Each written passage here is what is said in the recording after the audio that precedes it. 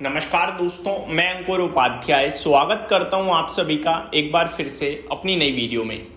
दोस्तों यहाँ पे आप सभी के साथ बात करने वाला हूं टोटल 6 चीज़ों के बारे में। सबसे पहले आरबीआई पॉलिसी के साथ शुरुआत करते हैं। पॉलिसी में कुछ भी नहीं था, एक इवेंट था जो नॉन इवेंट हो गया और ये मैं ऑलरेडी डिस्कस कर चुका हूँ। हेडलाइन बताना चाहूँगा पॉलिसी से रिलेटेड, जीडीपी के ग्रोथ फॉरकास्ट में टस से मस कोई बदलाव नहीं किया गया है, एज इट इज रखा गया है जो पिछली पॉलिसी में था। ठीक है जी। दूसरी बात, इन्फ्लेशन को लेकर एक बड़ा मेजर बदलाव किया गया है पॉजिटिव नोट पे। FY26 जो करंट फाइनेंशियल ईयर चल रहा है इसमें 3.7% का इन्फ्लेशन रहने का अनुमान था, जिसको घटाकर 3.1 किया गया है, तो ये काफी पॉजिटिव है। टैरिफ से रिलेटेड चिंताएं बनी हुई हैं, ग्लोबल लेवल पे अनिश्चितताएं बनी हुई हैं, ऐसा पॉलिसी में कहा गया है, बाकी कुछ भी नहीं हुआ। दूसरी बड़ी खबर, दूसरी बड़ी बात जो है वो है आज टैरिफ को लेकर ट्रम्प साहब अनाउंसमेंट करेंगे। टैरिफ को लेकर 2 अनाउंसमेंट आएंगी, लेट नाइट आएंगी, भारत की टाइमिंग के हिसाब से रात के 1 बजे के करीब आ सकती हैं ये खबरें, ऐसा ब्लूमबर्ग ने कोट कराया। पहली बात जो टैरिफ को लेकर आ सकती है वो भारत पे, जो कल उन्होंने कहा था अगले 24 घंटे में सिग्निफिकेंटली भारत पे हम टैरिफ बढ़ाएंगे 25% से, तो वो देखना होगा कि भारत पे कितना टैरिफ बढ़ाते हैं। दूसरी बात, फार्मा पे टैरिफ लागू करने की बात जो करी है उसको देखते हैं, वो ग्लोबल लेवल पे होगा, ऐसा नहीं केवल भारत के लिए। ग्लोबल लेवल पे फार्मा पे टैरिफ कितना लागू होगा वो देखना होगा। और जो उन्होंने कहा था सेमीकंडक्टर्स से रिलेटेड भी टैरिफ आएगा, क्या वो आएगा तो कितना आएगा, तो ये 3-4 चीजें देखना भी बहुत जरूरी होने वाली हैं। तीसरी बड़ी बात है, कल एक्सपायरी भी है और ये टैरिफ का मामला रुकने थमने का नाम नहीं ले रहा। मतलब 90 दिन का वो जो टाइम फ्रेम था जिसमें टैरिफ पॉज हुआ था, उसमें क्या हुआ हमें नहीं पता। एक्चुअली में वो 90 दिन नहीं, वो 100 दिन हो चुका था। ठीक है जी। अब उसमें क्या हुआ वो किसी को पता नहीं चला। क्या मतलब टैरिफ 1 तारीख से लागू होना था, ठीक है, अभी कहीं हो गया कहीं नहीं हुआ, और टैरिफ को लेकर हर दिन कुछ ना कुछ आ रहा है। ये ऐसी किताब है जो खत्म ही नहीं हो रही है, ऐसा सिलेबस है जो खत्म ही नहीं हो रहा। तो अब इन सब के ऊपर कल भारतीय बाजार रिएक्ट करेगा, और रिएक्ट करेगा एक्सपायरी वाले दिन। और एक्सपायरी का दिन अपने आप में बड़ा इंपॉर्टेंट हो जाता है क्योंकि डेटा बना होता है, वहां पे लोगों की पोजिशनिंग होती है। तो लेवल्स की बात करें अगर डेटा के लिहाज से, तो निफ्टी हमारा 24,500 के ऊपर अभी तक टिकने में या बने रहने में सफल हुआ है, लेकिन क्या कल भी बना रहेगा?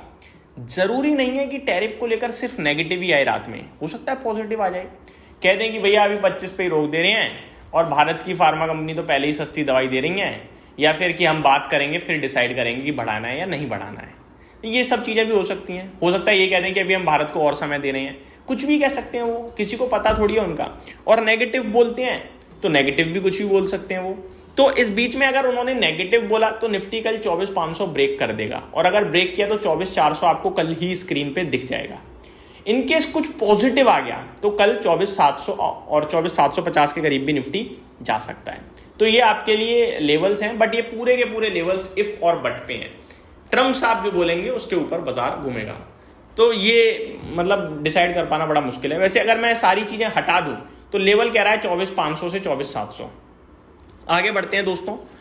फोर्थ चीज है क्वार्टरली नंबर्स। बहुत सारी कंपनीज के रिजल्ट्स आए हैं, मैंने प्रीवियस वीडियो जो दूसरे चैनल पे पोस्ट करी है उसमें मैंने डिस्कस करे करीब 8 नंबर्स बड़ी कंपनियों के। बजाज ऑटो के नंबर्स अच्छे दिख रहे हैं, सेरा सैनिटरी वेयर के न्यूट्रल नंबर हैं, उनो मिंडा के ठीक है, भारत फोर्ज के खराब हैं, पीएफसी के सही थे, पीवीआर आइनॉक्स के भी अच्छे नंबर हैं, ईआईडी पैरी के नंबर्स काफ़ी बढ़िया थे, पिडिलाइट इंडस्ट्रीज के नंबर्स काफ़ी इंटरेस्टिंग दिख रहे हैं, अच्छे दिख रहे हैं। तो ये तो हो गए बड़े नाम। छोटे नामों में देखा जाए तो और भी बहुत सारी कंपनीज के नंबर्स आए हैं, मैं आपके साथ शेयर करना चाहूँगा। MM फॉर्जिंग्स के रिजल्ट्स आते हुए दिख रहे हैं, Datamatics, Gopal Snacks, TBZ, GPT health care, GNFC, Prince Pipes, हुडको, Lumax Industries, Liberty Shoes, Bajaj Holdings, Jindal Stainless, Sanghvi Movers, Blue Star, तो ये सारे रिजल्ट्स भी आते हुए दिख रहे हैं। आप जिस भी कंपनी के नंबर्स डिटेल में जानना चाहते हैं प्लीज़ कमेंट कर दीजिएगा। आगे बढ़ते हैं दोस्तों। Next stock specific, news specific बात करूं मैं तो BSE के शेयर में नीचे से अचानक से एक तेजी बनी, आपने नोटिस करा होगा 12 बजे के समथिंग। खबर कुछ इस प्रकार थी, कल खबर आई थी कि वित्त मंत्रालय से अप्रूवल आया है कि ये जो वीकली एक्सपायरी है इसे आप चाहो तो हटा सकते हो, ये हित में नहीं है, रिटेलर्स के लॉस होता है, स्पेकुलेटिव है, ये है वो है। और इसके चलते BSE का शेयर और पूरा स्टॉक मार्केट इंफ्रास्ट्रक्चर टूटे थे, मैंने वीडियो भी बनाई थी। आज खबर आती है सेबी चेयरमैन कहते हैं कि ये फॉल्स न्यूज है, गलत है, ऐसा कुछ भी नहीं होने जा रहा, कोई वीकली एक्सपायरी कर्व करने के मूड में नहीं है हम। तो स्टॉक्स ऊपर कूद गए। जो मुझे खबर मिली मैंने आपके साथ शेयर करी। अब कल वाली वीडियो पे लोग कमेंट कर रहे हैं भाई गलत खबर मत फैलाओ। भाई कल वही खबर थी, आज जब खबर चेंज हुई है तो वो भी मैं आपके साथ टाइमली डिस्कस कर चुका हूं। अब बढ़ते हैं आगे। Last eternal stock to watch होगा कल ये वाला शेयर, क्यों होगा वो मैं आपको बताना चाहता हूं। दोस्तों अभी रिसेंटली एंटफिन ने पेटीएम में पूरी हिस्सेदारी बेची है। अब खबर ये आ रही है कि एंटफिन एंटायर स्टेक कल अपना इटरनल में भी बेचने जा रहा है, जो कि पहले जोमेटो के नाम से ही जाना जाता था। 5,375 करोड़ का सौदा हो सकता है ये।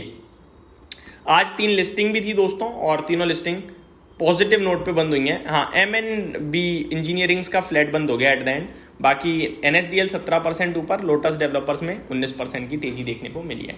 यहीं समाप्त करता हूँ इस वीडियो को। Thank you so much for watching this video. Have a great day guys.